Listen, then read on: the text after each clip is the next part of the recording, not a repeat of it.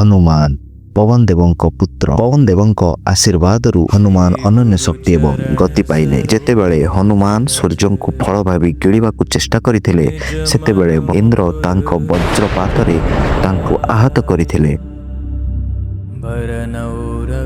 ଏହି କାରଣରୁ ହନୁମାନ ଚେତାଶୂନ୍ୟ ହୋଇଗଲେ ଏବଂ ତାଙ୍କ ଶରୀରର ଗତି ବନ୍ଦ ହୋଇଗଲା।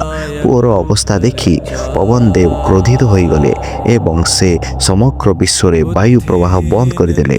ଦେବତାମାନେ ପବନ ଦେବଙ୍କୁ ଶାନ୍ତ କରିବାକୁ ଚେଷ୍ଟା କଲେ ଏବଂ ତାଙ୍କ ପୁତ୍ରକୁ ଆଶୀର୍ବାଦ କରିବାକୁ କହିଲେ। ପବନ ଦେବ ହନୁମାନଙ୍କୁ ନୂତନ ଜୀବନ ଦେଇଥିଲେ ଏବଂ ତାଙ୍କୁ ବିଶେଷ ଶକ୍ତି ଦେଇଥିଲେ। ଏହିପରି ପବନ ଦେବଙ୍କ ଆଶୀର୍ବାଦରେ ହନୁମାନ ଅନନ୍ୟ ଶକ୍ତି ଏବଂ ଗତି ପାଇଲେ। ହନୁମାନ ଏବଂ ପବନ ଦେବଙ୍କ ମଧ୍ୟରେ ଶକ୍ତି ଏବଂ ଦକ୍ଷତାକୁ ଦର୍ଶାଏ। ପବନ ଦେବଙ୍କ ଆଶୀର୍ବାଦରୁ ହନୁମାନ ତାଙ୍କ ଜୀବନରେ ଅନେକ ଅନନ୍ୟ କାର୍ଯ୍ୟ କରିଥିଲେ ଏବଂ ଭଗବାନ ରାମଙ୍କ ଭକ୍ତିରେ ନିଜ ଜୀବନକୁ ଉତ୍ସର୍ଗ କରିଥିଲେ। ଆଜି ଶ୍ରୀ ହନୁମାନଙ୍କର ଜୟନ୍ତୀ।